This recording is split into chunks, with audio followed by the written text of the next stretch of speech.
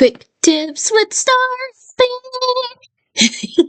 I'm going to show you guys a little thing I've set up for a little dialogue system real fast. So, we start with a color rect and a label. Very simple, very basic. Just a color rectangle, it's a rectangle, that's got a color on it. Label, that's just a label. It's got text. Text is over here. You can change that text by doing, you can just drag this and go like that. Dot text equals whatever you like, and it will change whatever's here or whatever's in here to the dialogue, to the text you type in there. This text doesn't actually have to be text, it can be a variable. In this case, it's dialogue and the dialogue option. Dialogue is this array of basically a list of different options you can have here, which is test, test 2, and test 3. This would be 0 on the dialogue option 1 and 2 because this is an array and we start at 0. And that's why dialogue option starts at 0. So when we start the thing, it'll set this to 0. Of course, actually, it'll set it to the default text, but that's not too hard to fix, so it doesn't do that. You probably just go to like function ready, and you just go beep boop boop beep doop, and that should be fine. So dialogue option, keep in mind a variable doesn't have to be a specific name, it can be any name you want, as long as you consistently use that name anywhere you use that variable, so that way it knows what you're telling it to do. It's basically just a little box that you decorated to tell it, hey, I'm going to store my 0s, 1, 2, and 3 in this box. I'm going to name it diop, but it doesn't actually affect the information inside of it. So it doesn't really matter that much what you name your dialogue. Your variable. Just try to make it something that makes sense for you. Next, we have the input function. This is what controls how it changes from one dialogue bit to the next. If input is action just pressed, keep in mind it's function input. This is a special type of function that will take any sort of input event, such as clicking, moving your mouse, your keys about, any clicky-bicky thing. Anything that could be considered input, it will consider input. So it's if input is action just pressed. Keep in mind there's a few different variants of this, such as if action is just pressed, if action is pressed and not just, if you get rid of the just part, it'll like continually send that information as long as you're holding down the button.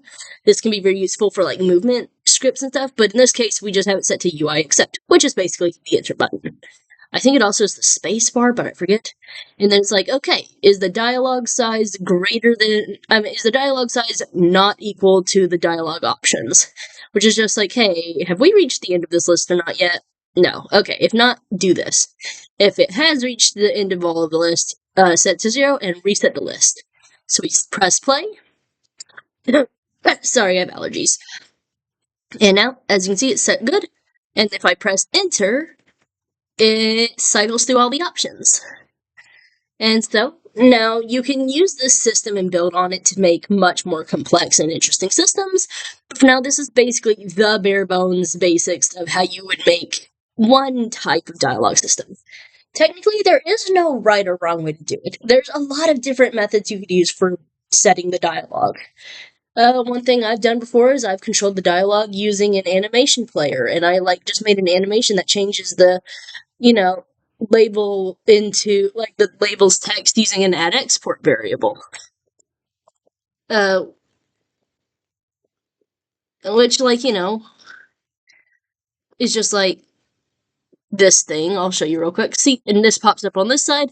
You can animate that with an animation player, and you can make it so it changes mid-animation, and that can be one method, but this is one that lets you click and it changes the dialogue choice, which is nice. There's a lot of ways you can fill what goes into this array. You can add and remove things from this array and stuff like that, and that's very useful. And this is pretty much just a very, very, very, very basic dialogue system that you can modify in a lot of ways. This is not the best way, this is not the only way, but it is a very simple way for anyone who's scared of making a dialogue system but really wants to make something nice that will get the job done. If you want, you can even make it so that way, if you interact with like a tree. The dialogue becomes the tree dialogue, and it'll go like do do do. Maybe I'll do a tutorial showing that sort of thing if anyone's interested.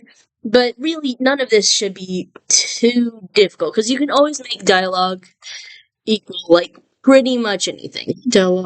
Dialogue equals, like, let's say if I set it to in the function .ready, I do dialogue is equal to bingle, bongle, boingle, and I set it in the ready function, bingle, bongle, boingle. It changes right away, and you can pretty much use anything to change this at any point. Any function, any whatever. You can make it so when you choose if you click 1, 2, or 3, it'll change to a different set of dialogue options. It's very, very, very simple. And that's the setup. I hope I didn't overcomplicate it or anything. I tried to keep this as basic as possible. But that's my little system I made really quick as kind of a test of a different possible dialogue system, because I've been debating over different systems, what's better, what's worse, how to run it, etc., etc.